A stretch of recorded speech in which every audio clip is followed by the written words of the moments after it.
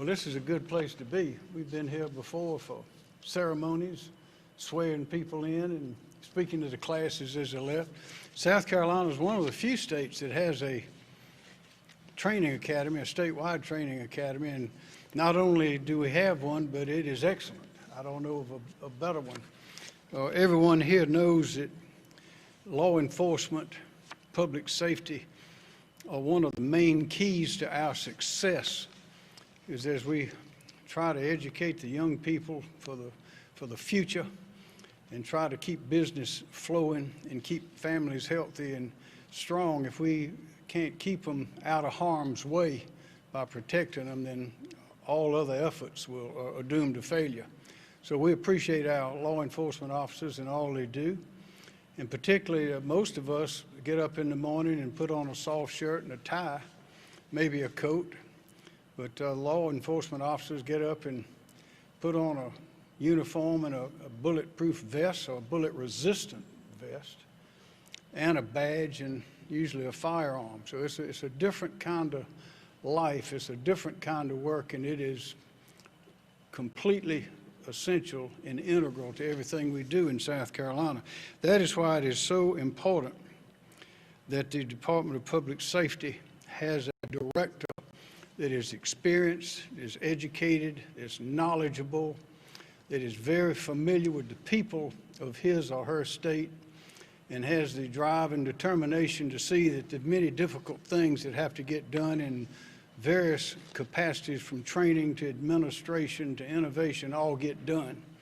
That's why I am so happy to have such a great group to choose from in South Carolina for these very important positions. And as you can see by those assembled here, all of us understand how important this particular position is.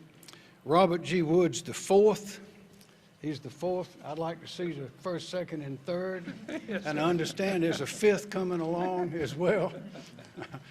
What a great legacy.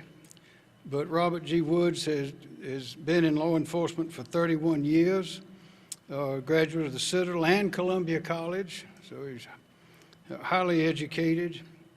And with the South Carolina Highway Patrol, the Bureau of Protective Services, and the Transport Police, all under Department of Public Safety, we understand how important this is. I'm glad to see Senator Katrina Shealy with us today. Senator Mike Gambrell, who was the fire chief years ago. Mm-hmm. And we were up at your old station not long ago and met your parents up there. Sure did. And Dennis Moss was with the Highway Patrol. Is that right? Now, Senator Shealy has never put out a fire, but she started her share.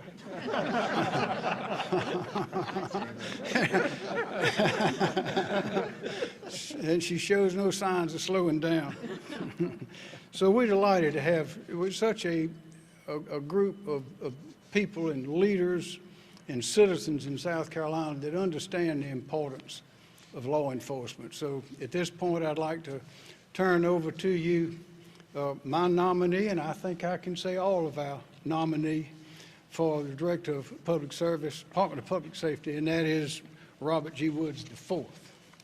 Director. Thank you,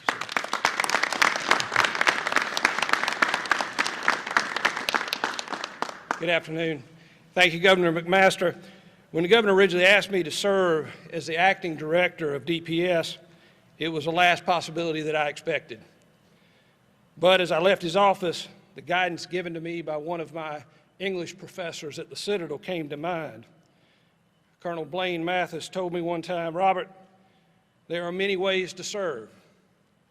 So I seized the governor's request as another opportunity for me to serve.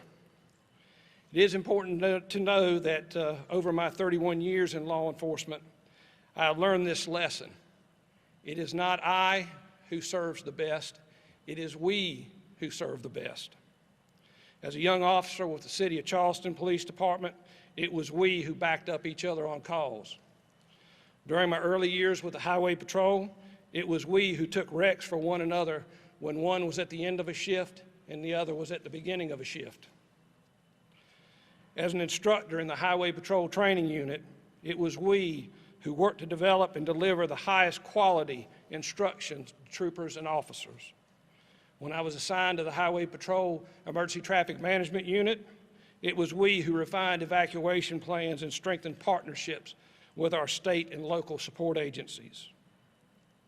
And as the acting director of SCDPS, it has been we who have adapted daily operations to the COVID work environment, responded to the complexities of social justice issues and civil unrest, and joined together to find innovative ways for improving working conditions and bolstering employee morale. Not only has this commitment to teamwork been my experience with DPS, for me, it is the spirit of South Carolina itself. From responding to Hurricane Hugo to addressing the COVID-19 pandemic, I have witnessed a spirit of selfless service that truly defines those who serve South Carolina. Over the past few months, I've seen firsthand Governor McMaster lead this state by his commitment to collaboration, communication, and coordination, and I'm proud to be a part of his team. Thank you, Governor McMaster, for giving me another opportunity to serve.